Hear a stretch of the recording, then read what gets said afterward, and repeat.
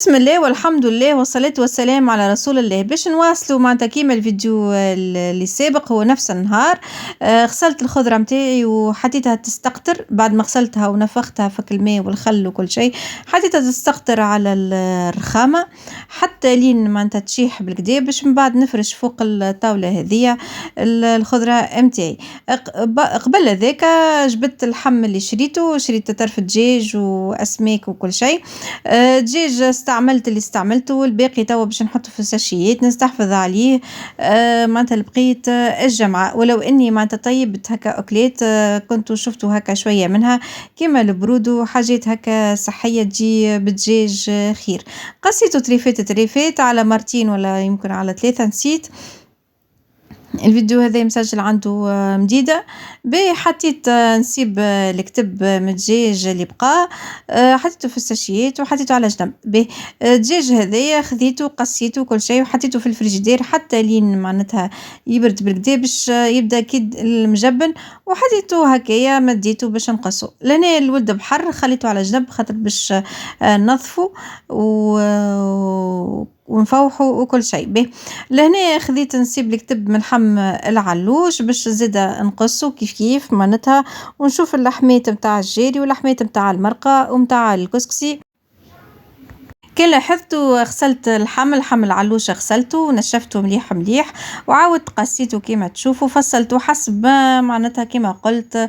كي سوا مرقه سوا كسكسي باش نخرجوا حاجه هكا صدقه على رحمه الاموات متاعنا، ربي يرحمهم رحمه واسعه.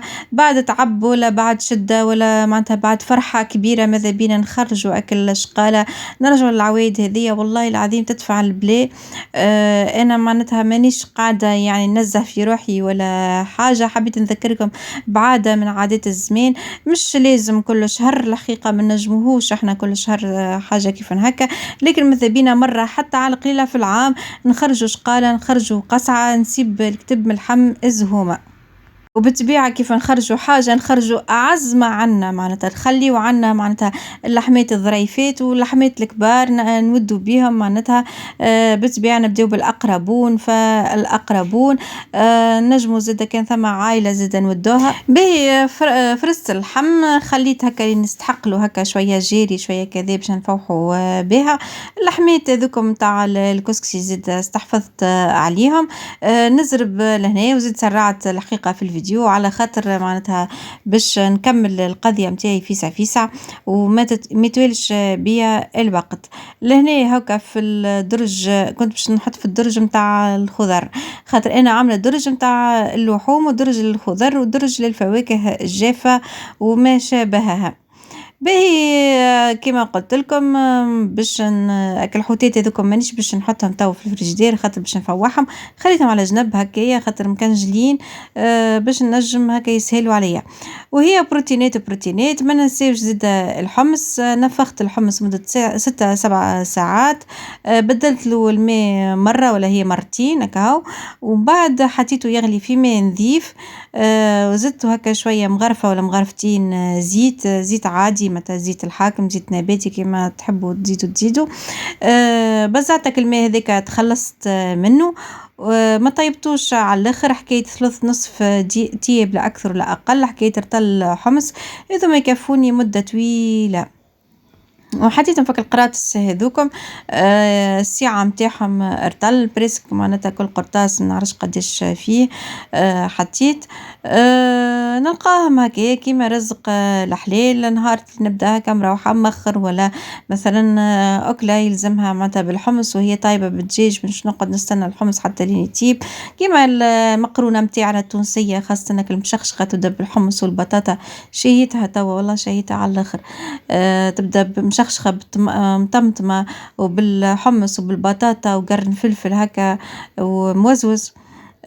فمن نجموش نقعدوا نستناو الحمص لمدة طويلة، معناتها ما تجيش مضبوطة الأكلة متاعنا، وزيد يسيبك البسالة متاعو في الصوص. فنخير نطيبه هكا مسبقا، ما خلطت هكا وقت الطياب متاعو في الأكلة متاعنا إلا هو يعني نلقاه سي هبط زبدة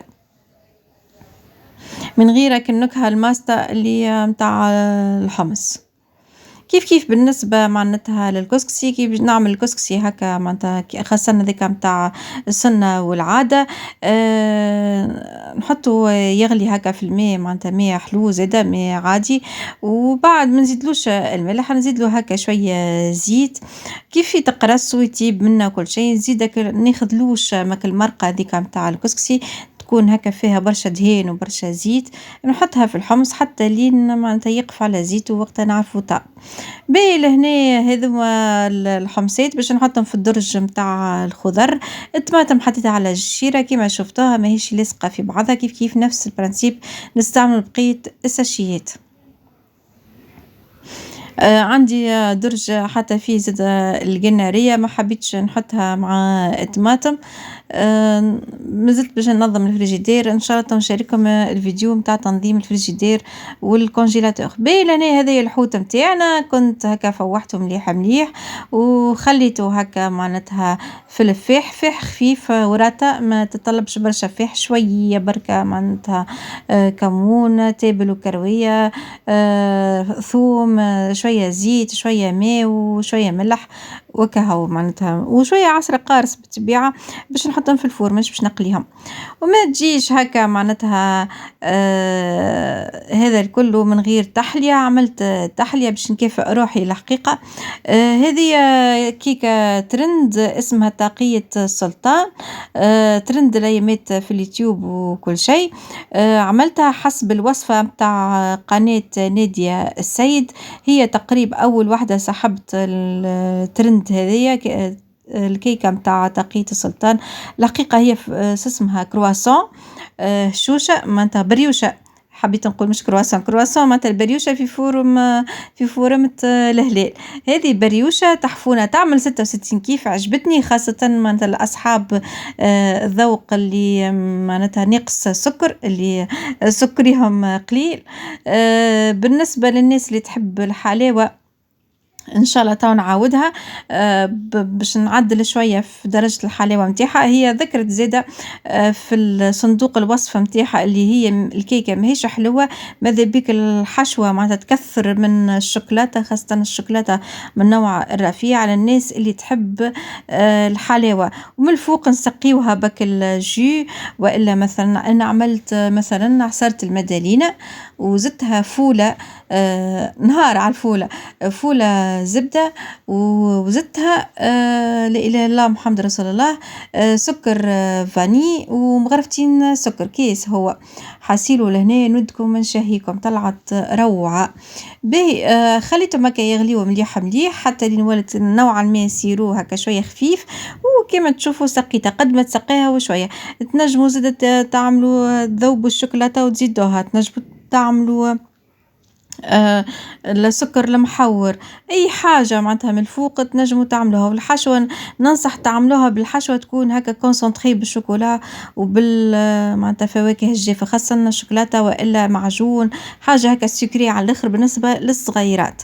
تنجموا تعملوا العسل زيدا تنجموا تشحروها بالشحور كيما تحبوا. وهو كان الناس اللي ما تنجمش معناتها سكري برشا تخليوها الوصفه كيما هي متاع اختنا نادية السيد قناتها معروفة وبرشا برشا برشا معناتها جربوها وعجبتهم وراهي ترندي على الاخر وعجبت برشا ناس.